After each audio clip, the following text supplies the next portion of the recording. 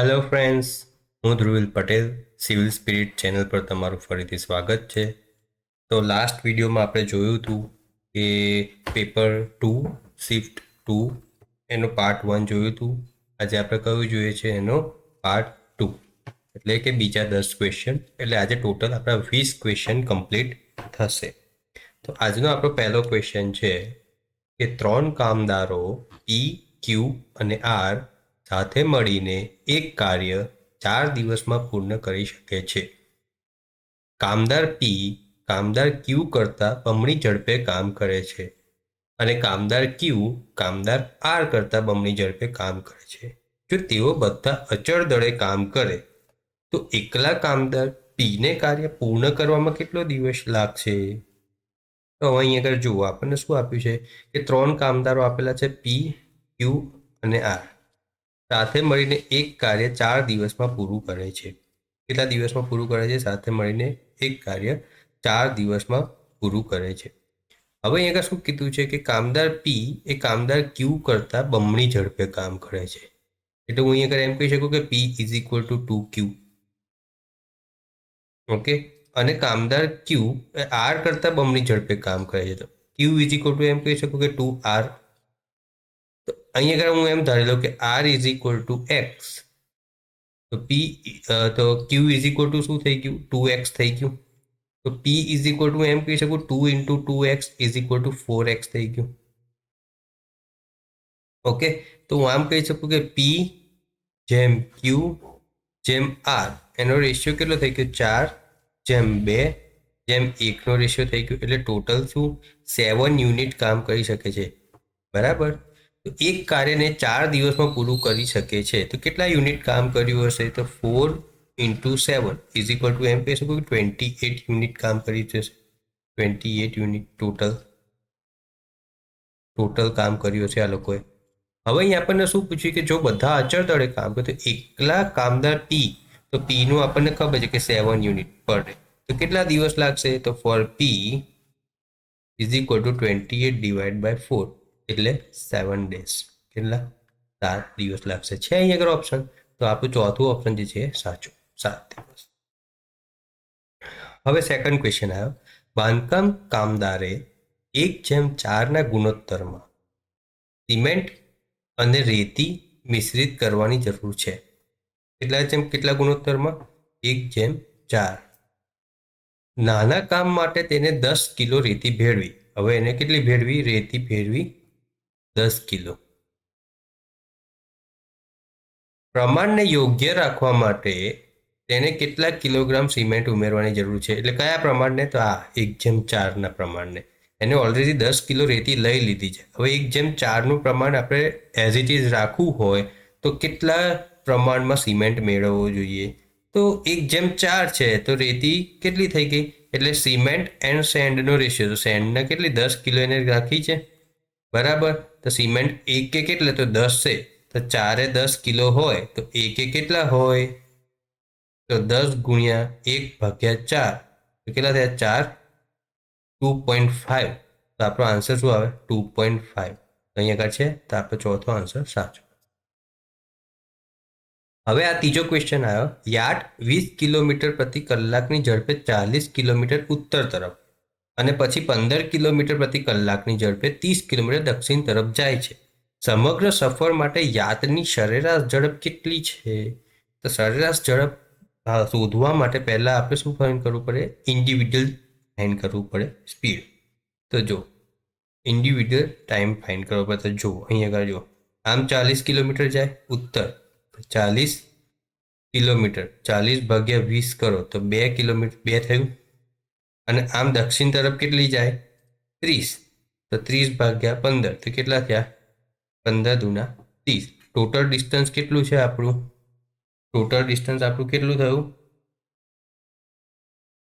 બોલો, total distance આપણું થયું 30 + 4 40. તો ઇઝ ઇક્વલ ટુ શું થયું? 70. તો 70/4 તો જ એવરેજ મળે ને આપણને.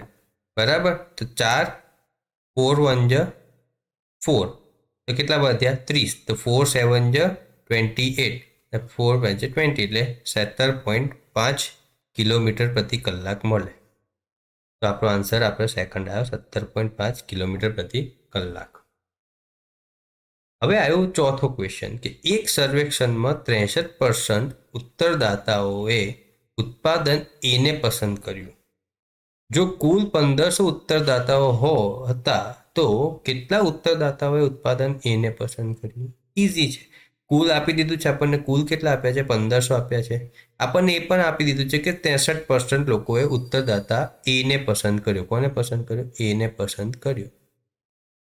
તો હવે આપણે ફાઇન 63% જ કરવાના રહ્યા ને. તો 63 ભાગ્યા 100. 100 ઉડી ગયા. તો 63 ગુણ્યા 15.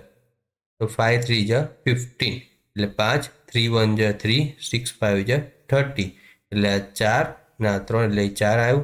6 1 જા 6 એટલે અહીંયા આગળ આવ્યો 9. તો 945 આવી ગયો આન્સર. તો 945 એ આપણો સાચો આન્સર. હવે આ પાંચમો ક્વેશ્ચન. પુસ્તકની એક દુકાન નવલકથાની લિસ્ટ કિંમત પર 15% વળતર આપે છે. નવલકથાની લિસ્ટ કિંમત 400 છે તો ડિસ્કાઉન્ટ લાગુ થયા પછીની વેચાણ કિંમત 400 ગુણ્યા 15 ભાગ્યા 100. 15 ચોક 60. તો 400માંથી 60 જાય તો કેટલે બચ્યા? 340. તો આ લિસ્ટ કિંમત થઈ ગઈ તમારી. શું થઈ ગયા? લિસ્ટ કિંમત થઈ ગઈ. આમાં કશું છે? કશું નહીં. તો આવી ગયો સેકન્ડ આન્સર આપશો. છઠ્ઠો ક્વેશ્ચન. એક દુકાનદાર એક સ્માર્ટફોનને તેની છાપેલી કિંમત પર 10% ડિસ્કાઉન્ટ પર વેચીને 20% નફો મેળવે છે. તો સ્માર્ટફોનની છાપેલી કિંમત અને પડતર કિંમતનો ગુણોત્તર શોધવાનો છે. હવે આપણે અહીંયા કશું નહીં કરવાનું. છાપેલી કિંમત ધારી લો 100 હશે. તો 100 ને એવો 10% ડિસ્કાઉન્ટ આપીને વેચે તો કેટલી કિંમત થઈ ગઈ? 90 રૂપિયા થઈ ગઈ. હવે આ 90 રૂપિયામાં વેચીને પણ એવો 20% નફો મેળવે છે. એટલે હું એમ કહી શકું કે 120 એ 90. તો 100 એ કેટલા? તો 90 ગુણ્યા 100 ભાગ્યા 120 કરીએ આપણે. તો 2 5 જા 10, 2 6 જા 12.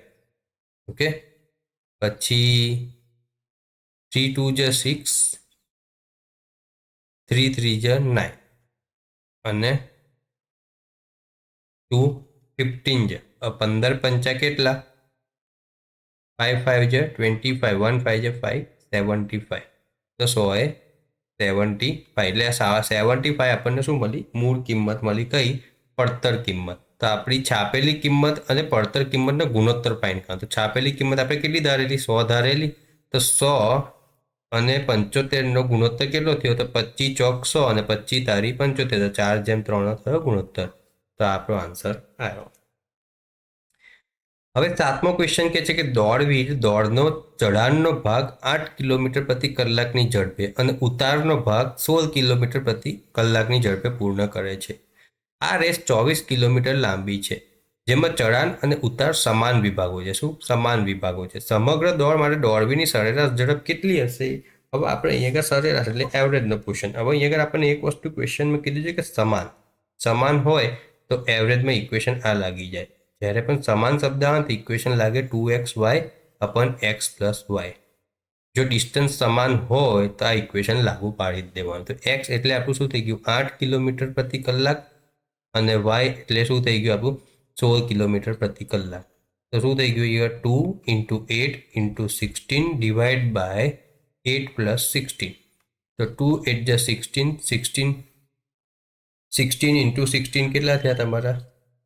ચાલો એના કરતાં આપણે ઉડાઈએ, ઇઝી કરીએ. તો 2 8 × 16 16 ના 8 કેટલા થયા? 24 થયા. તો 8 3 જા 24 બરાબર. 8 થાય છે 32 ભાગ્યા 3. તો 3 1 જા 3 0.36 જા 18. પાછું 6 આગળ વધતું જ જશે એટલે 10.67 કિલોમીટર પ્રતિ કલાક આવે આપણો આન્સર. તો અહીંયા આગળ ઓપ્શન છે હા ત્રીજો ઓપ્શન એટલે આ સાચો ઓપ્શન. હવે આયા આઠમો. સોશિયલ મીડિયા પોસ્ટને પોસ્ટ કર્યા પછી તેની દર્શકોની સંખ્યા દરરોજ 3 ગણી વધી જાય છે. જો પોસ્ટ પ્રથમ દિવસના અંતે 200 દર્શક સુધી પહોંચે છે તો ચોથા દિવસના અંતેથી કેટલા દર્શકો સુધી પહોંચે? તો આમાં કશું નથી. એક લોજિક લગાવવા જેવું છે કે જો પ્રથમ દિવસે 200 પહોંચે છે. હવે અહીં શું કહે છે કે દરરોજ 3 ગણી વધે છે. કેટલી વધે છે? 3 ગણી વધે છે. તો બીજા દિવસના અંતે કેટલી થશે? 200 ગુણ્યા 3 થશે, એટલે બીજા દિવસના અંતે 600 પહોંચશે. તો ત્રીજા દિવસના અંતે કેટલી થશે? 600 ગુણ્યા 3 થશે, એટલે કેટલી થશે? 1800 થશે. આવી રીતે ચોથા દિવસના અંતે કેટલી થશે? 1800 ગુણ્યા 3 થઈ જશે, તો કેટલી થઈ ગઈ? 5400 થઈ જશે. તો આપણો આન્સર 5400 આવી ગયો. છે કશું? અમુક વાર લોજિક પણ લગાવી દેવાનું, દર વખત ઇક્વેશન લગાવવા નહીં જવું. હવે આવ્યું 9મો ક્વેશ્ચન કે બે એક્સપ્રેસ ટ્રેનો એ અને બી સમાંતર ટ્રેક પર વિરુદ્ધ દિશામાં આગળ વધે છે. એટલે કામ જાય છે ને કામ જાય છે. ઓકે, 140 અને આ 140 મીટર લાંબી છે, અને ટ્રેન બી કેટલી છે? 160 મીટર લાંબી છે. ઓકે, હવે ટ્રેન એની ઝડપ ટ્રેન બી કરતાં 5 કિલોમીટર પ્રતિ કલાક ધીમી છે. એટલે એની સ્પીડ બી -5 છે. બરાબર. તેઓ 7 સેકન્ડમાં એકબીજાને પાર કરે છે. ટાઈમ આપે છે 7 સેકન્ડ. હવે આપણને શું ફાઇન્ડ કરવાનું? બીની ઝડપ ફાઇન્ડ કરવાની, કે બીની ઝડપ કેટલી નજીક, બીની ઝડપ ડેશની સૌથી નજીક, એટલે આ આંકડાની સૌથી નજીક શોધવાની છે. તો હવે આમાં કશું જ કરવાનું નથી, કે આપણને ખબર છે કે એ time distance is equal to time into speed. એટલે સેકન્ડ ફાઇન્ડ, સમય ફાઇન્ડ કરો, distance divide by time is equal to speed. Okay, તો ડિસ્ટન્સ કેટલું થયું? તો ટોટલ ડિસ્ટન્સ થયું તમારું 140 વત્તા ડી ઇઝ ઇક્વલ ટુ શું થયું? 140 વત્તા 160, એટલે 300 થયું તમારું. ઓકે, અને ટાઈમ આપણને આપેલો છે 7 સેકન્ડ. તો અહીં આગળ હું આમ લખી શકું કે 300 ભાગ્યા 7 ઇઝ ઇક્વલ ટુ સ્પીડ. તો સ્પીડમાં શું થશે? એકબીજાની વિરુદ્ધ જાય છે ને, તો સરવાળો થશે S1 પ્લસ S2. તો S1 તમે લઈ લો એની સ્પીડ, અને S2 લઈ લો બીની સ્પીડ. તો અહીં આગળ આમ લખીશું 300 ભાગ્યા 7 ઇઝ ઇક્વલ ટુ બી -5 વત્તા બી. તો અહીં શું થાય? 300 ભાગ્યા 7 ઇઝ ઇક્વલ ટુ 2b -5. હવે અહીં જો 5 આપણને શું આપ્યું છે? કિલોમીટર પર કલાકમાં આપ્યું છે, અને ડિસ્ટન્સ આપણને મીટર ને ટાઈમ સેકન્ડમાં આપ્યું. તો આપણે આને ફેરવવાનું છે, એમાં મીટર પ્રતિ સેકન્ડમાં ફેરવવાનું. તો શું થાય? 300 ભાગ્યા 7 is equal two 2b -5 into 5/18. તો કેટલો આવ્યો? 300 ભાગ્યા 7 ઇઝ ઇક્વલ ટુ 2b -25/18. હવે 25/18 આ બાજુ લઈ જાઓ, તો 300 ભાગ્યા 7 વત્તા 25 ભાગ્યા 18 ઇઝ ઇક્વલ ટુ 2b. હવે આનો લસા લઈએ અને ગુણાકાર કરીએ તો આ રીતનો આન્સર આવે. કઈ રીતનો આવે જુઓ.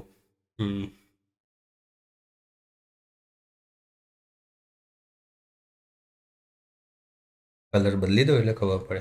18 ગુણ્યા 300 કરો તો શું આવ્યું? 5400 વત્તા 175 ભાગ્યા 126 લસા થઈ ગયો is equal two 2b. Okay, તો કેટલો આવ્યો? ટોટલ આન્સર આવ્યો તમારો 5575 divide by 126 equal to 2b.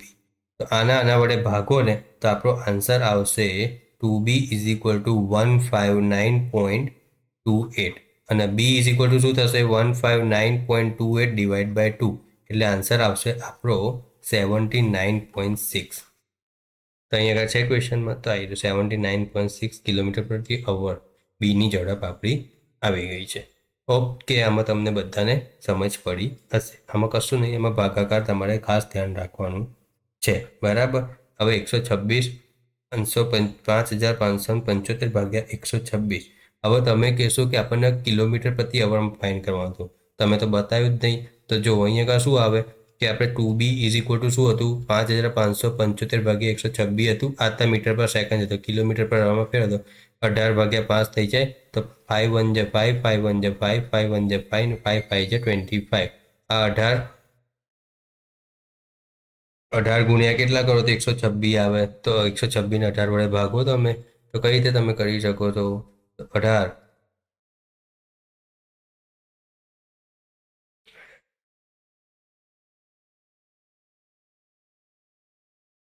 8 7 જા 56, તો 1 7 જા 18 સત્તા આવ્યું, તો આ એક સત્તા આવી ગયું. તો 7 ને આના વડે ભાગો તો કેટલા થાય? તો 1 5 ને 7 વડે ભાગો તો 7 1 જા 7. કેટલા વધ્યા? 3 1 7.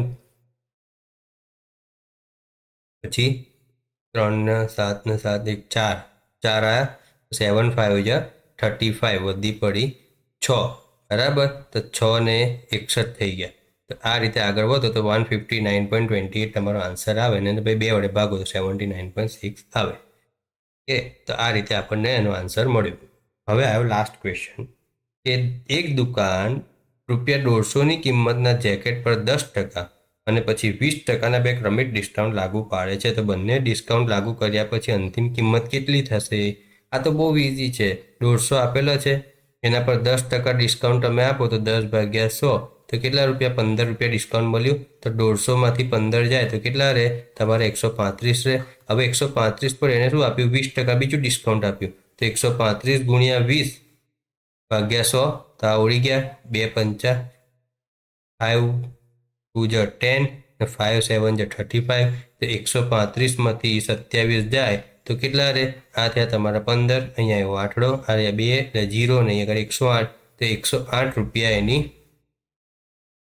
અંતિમ કિંમત રહે. તો આ રહ્યો આપણો આન્સર. આ રીતે હતું આપણું આજના 10 ક્વેશ્ચન. એમાં કશું હતું નહીં, ઇઝી હતા. અમુક ટાઈમ તમારે લોજિક વાપરવા પડે, અમુકમાં તમે ઇક્વેશન યુઝ કરો, કારણ કે આપણી પાસે ટાઈમ બહુ ઓછો હોય છે. તો આજના આપણા 10 ક્વેશ્ચન અહીંયા પૂરા થાય છે. હવે આપણે મળીશું આપણા નેક્સ્ટ વિડીયોમાં. ત્યાં હું તમને બીજા 10 ક્વેશ્ચન કરાવીશ. ત્યાં સુધી બધાને ઓલ ધ બેસ્ટ.